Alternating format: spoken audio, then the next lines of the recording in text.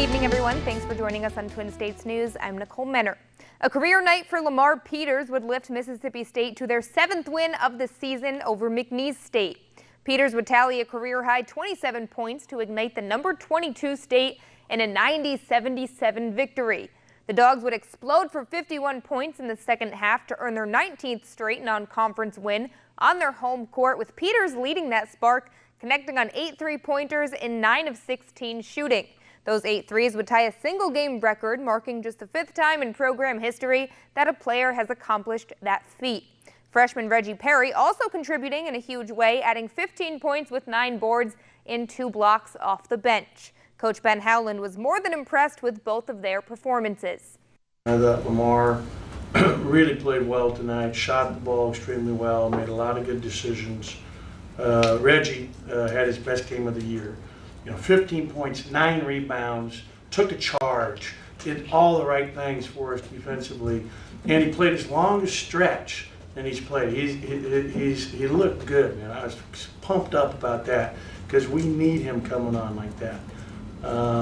But this was an important win, and now it sets up a big day, 2 week or 2 practices coming up for the game against Clemson on Saturday.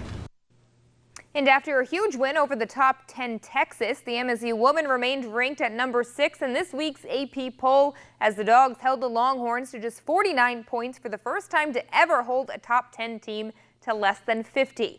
Their next challenge will be taking on the number 18 Marquette at home Thursday night. And Coach says that between them and Texas, those are likely the 2 most talented teams they'll face all year. Really special Marquette team. Again, another well-coached team. Play extremely hard, very athletic, and boy, can they shoot it. They're offensive. They're just so offensive. 87 points a game. You've got some concerns on the floor, matchup-wise, and so we had I thought we had a fairly good practice yesterday, but we'll need to have another good day today to get ready for a top 20 opponent who's played well. And one day after all SEC selections were made, a trio of Bulldogs were selected to the Athletics All-America teams, honoring the best performances of the 2018 season. Senior center Elton Jenkins earned first team after earning honors as the top offensive lineman in the state of Mississippi last week. He's played over 2,500 snaps in his career, and he's projected to be the #1 center taken in the 2019 NFL Draft. Senior safety Jonathan Abram and junior defensive tackle Jeffrey Simmons would round things out with second-team honors.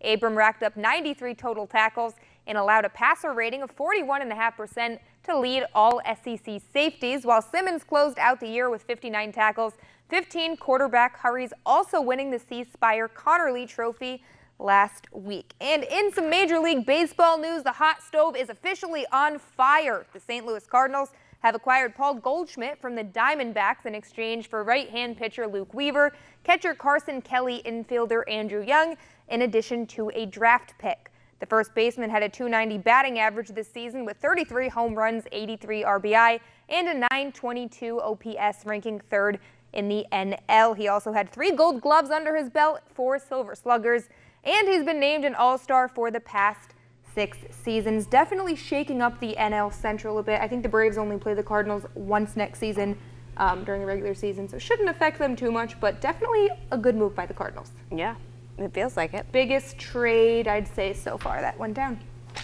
And many more to go. Wait until you see what the Yankees are about to pull off. Well, they already got a pitcher.